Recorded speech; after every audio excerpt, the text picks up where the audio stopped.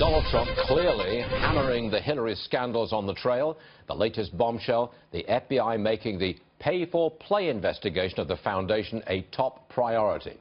Investigators are continuing to push for an indictment. Bret Baier, special report host, broke this story. Bret, for our audience who may not have seen your report, please summarize it for us.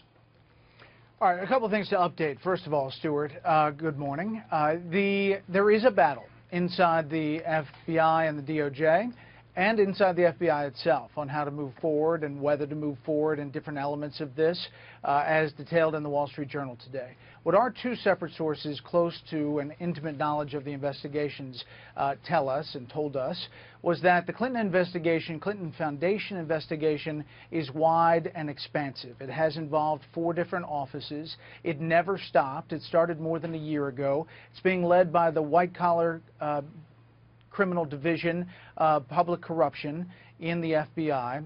The email classification investigation is being done by the National Security Division in the FBI.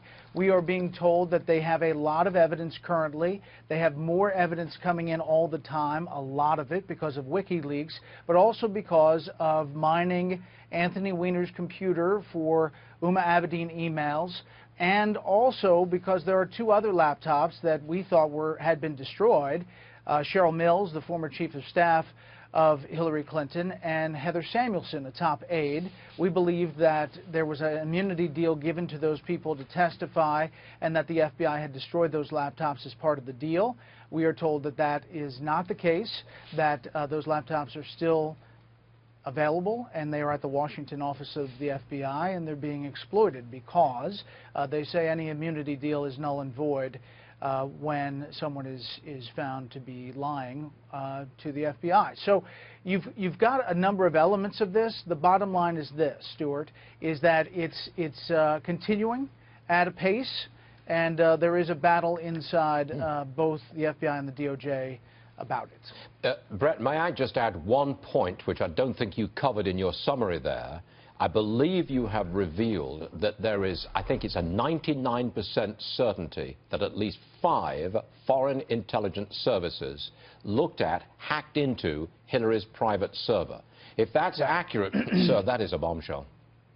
Several sources, not just the 2 that we talked to, but others, have said that they are very confident that that in fact has happened, up to 5 foreign intelligence agencies hacking into that. If you go back to July, there was a big New York Times piece that laid out that experts thought that that server had been hacked. You remember Jim Comey, the FBI director, said that it was possible that foreign actors got into that server, but then he went on to say that they have a high confidence that foreign agencies or foreign actors hacked into emails tied to or associates of Hillary Clinton. You take the digital breadcrumbs there, and it's easy to go to Hillary Clinton's server.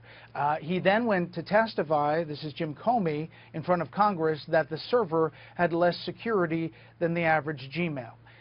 I think that our sources are saying was Comey kind of laying out that he could have maybe not said possible, but said either probable or very likely that it had been hacked at that point in July. We've all been listening very carefully, Bret, and it seems like there is absolutely no way that all of this can be resolved anytime soon. In other words, it hangs over America for a long time to come. Definitely. It's going to continue after the election. I do want to make one point, though. I was in a Q&A with Brit Hume last night, and at the end of it, he asked me about it continuing after the election. I said, yes, the people we talked to say there's a lot of evidence here, and it could lead or likely lead to an indictment. Well, that got picked up everywhere, likely an indictment. That's just not the process. I mean, you would go to a prosecutor. They would build the evidence. They'd make the case. The prosecutor would take the case. And if not through the DOJ, we're told there would be a call, very public call, for a special prosecutor to then make the case to try to get an indictment, just to be clear. All right, Bret, you've broken it wide open again, and we will be watching Special Report, 6 o'clock, Fox News Channel tonight. Thank you very much, Bret Baier. Thank you, sir. Thanks, Stuart.